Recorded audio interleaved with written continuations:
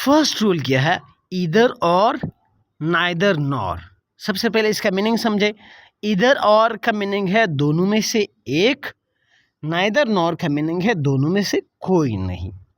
अब neither nor के ज़रिए हम दो सब्जेक्ट्स मिलाते हैं, इसी तरह ईदर और के ज़रिए भी हम दो सब्जेक्ट्स मिलाते हैं।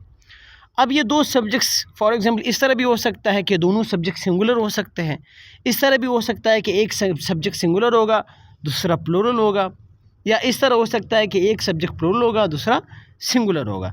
तो हमें फिर हेल्पिंग वर्ब का इशू है कि हमने कौन सा हेल्पिंग वर्ब यूज़ करना है। पहले हम इस एग्जाम्पल को देख लेते हैं, फिर आपको समझ आ जाएगा। इधर द टीचर और the students are coming. Second example देख ले, neither the students nor the teacher is present.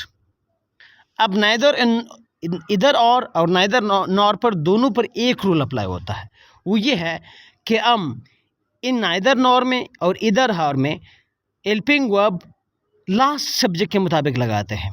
मेरा ये मतलब है कि आर के बाद मीन्स के इधर आर में जो हमारे पास और है उसके बाद जो सब्जेक्ट आएगा उसके मुताबिक हम हेल्पिंग वर्ब लगाएंगे, और नाइदर नॉर में हम नॉर के मुताबिक नॉर के बाद जो सब्जेक्ट आएगा उसके मुताबिक लगाएंगे। मीन्स के अगर और के बाद सब्जेक्ट्स प्लूरल है तो हम प्लूरल वर्ब लगा देंगे, अगर और के बाद सब्जेक्ट सिंगुलर है तो हम सिंगुलर वर्ब लगा देंगे। इसी तरह अगर नॉर के बाद सब्जेक्ट सिंगुलर है तो हम सिंगुलर वर्ब लगा देंगे, अगर नॉर के बाद सब्जेक्ट प्लूरल है तो हम प्लूरल वर्ब लगा देंगे। अब इन सेंटेंसेस को दोबारा पढ़ें।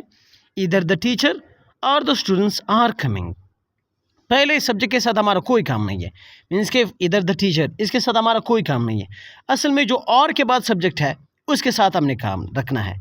और के बाद सब्जेक्ट देख ले, अगर वो सिंगुलर था तो सिंगुलर वर्ब लगा दे, अगर वो प्लूरल था तो प्लूरल वर्ब लगा दे। इसी तरह neither nor neither the students के साथ अपने कोई काम नहीं रखना, मीन्स के पहले सब्जेक्ट के साथ आपका कोई काम नहीं है।